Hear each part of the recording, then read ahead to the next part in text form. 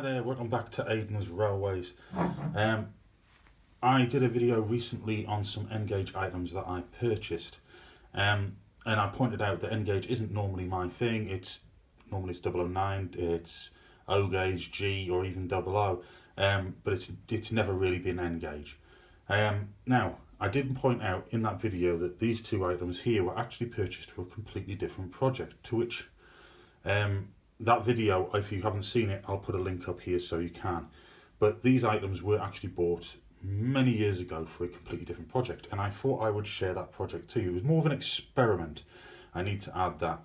Now, one of the first things I need to point out is this: if you're not into Thomas the Tank Engine or TTTE or anything like that, or the more original Railway series items, this is going to bore the life out of you. So but on an experiment side, it might not. But young Aidan loves the original Railway series. I do as well. And one of the things in those series was the Culdee Mountain Railway, or to you and me, the Snowdon Mountain Railway. Most people will also remember the Ertl toys.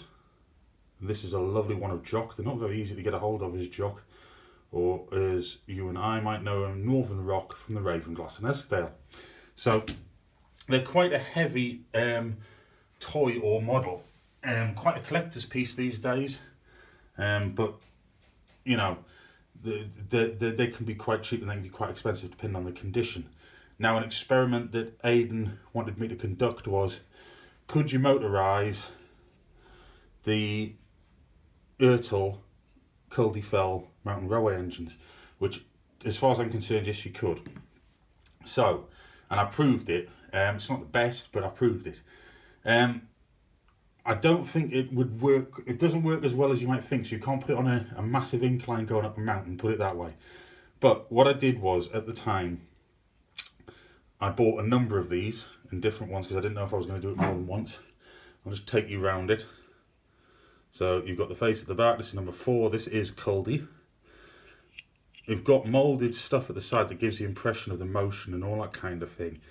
And they're nowhere near sort of like 009 or N or anything like that. They're quite a weird size, but a workable size anyway. You could have this in the distance on a model railway if you wished.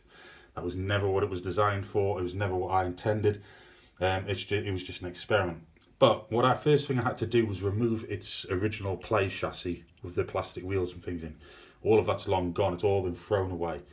And the other thing I had to do was get a Dremel, because I had to literally cut out, and you can just see inside here, all of the metal casting to make room for what I was going to put inside. Now, what you can see here is plastic hard. I had to build up a chassis, or a locating area for a chassis that would accept some sort of N-gauge chassis, and this was, to all intents and purposes, this was exactly what this was for. This was the donor vehicle. So I am going to take my screwdriver, because I cannot remember which one it is, and I'm going to remove this. If I remember rightly, I think it might be this one.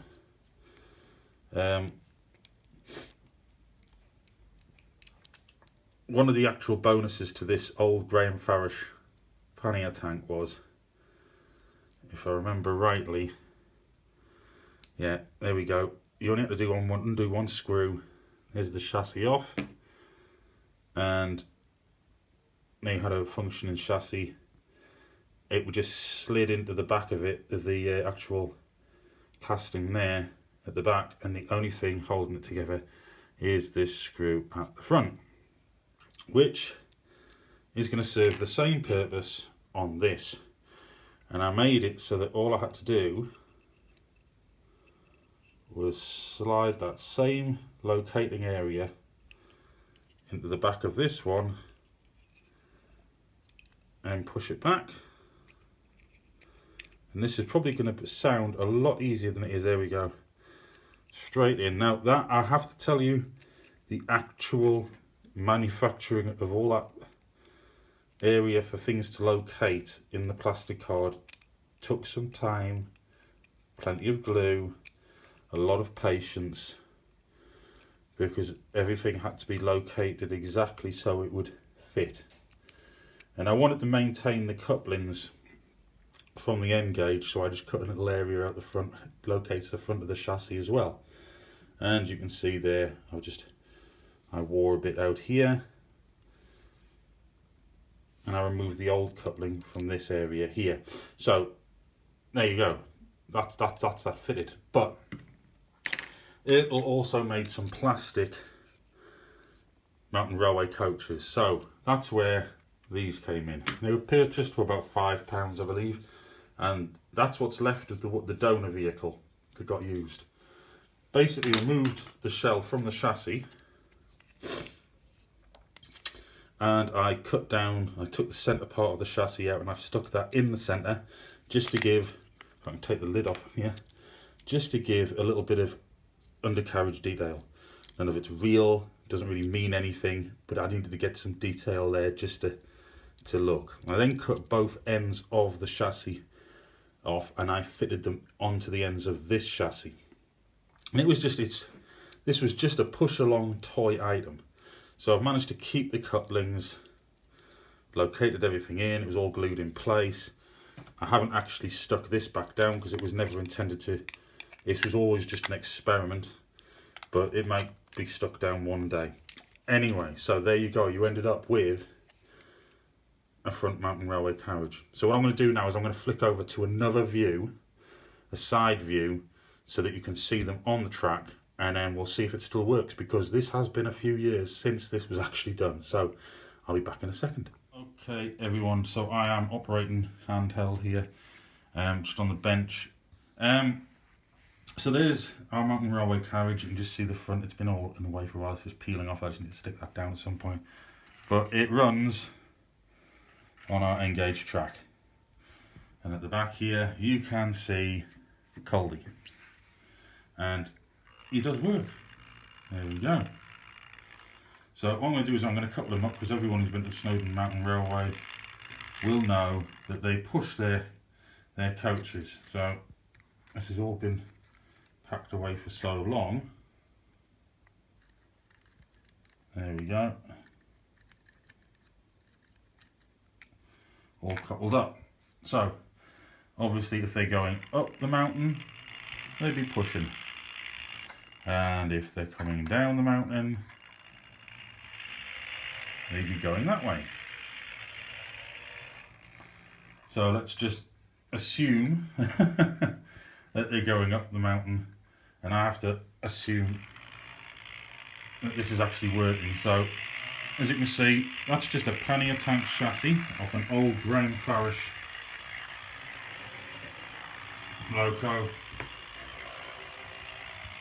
and he runs perfectly fine. And you can see that coach is just using a chassis off an old Mark 1, and I think, I actually can't remember which manufacturing company that was. Might be Mini Tricks, might be Graham Farish, I really don't know. I had a bit of a wobble on there because this track it's been thrown together quite quickly actually, for something else, but I wanted to share this with you. This isn't something we play with or anything like that. It was just an experiment that was done a number of years ago, and you might feel like doing this yourself. I'm not actually entirely sure this loco is on the track properly. And there we go. Let's run it in the other way. There we go. So it's best not to too much speed, because you've got to remember these well, they don't really go that fast in real life, but these Ertl shells, they are cast, they are incredibly heavy. So when you put a tiny little N-gauge chassis inside, they are very top heavy. But that's all it was. That's what I thought I would share this with you today. If you ever wanted a little bit of a, I'm not going to say a silly project, but a little project that's different, why not try this? Bring Ertl to life. Have your own mountain railway. Because I don't know of many manufacturers that actually make the mountain, like the Snowdon Mountain Railway items. There's something that someone could look into doing. But anyway, I thought I would just share this with you. If you enjoyed it, give it a thumbs up. Please do comment, let me know what you think, and also if you haven't subscribed, please subscribe.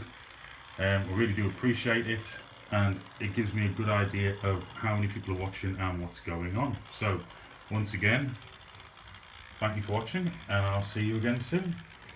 Bye now.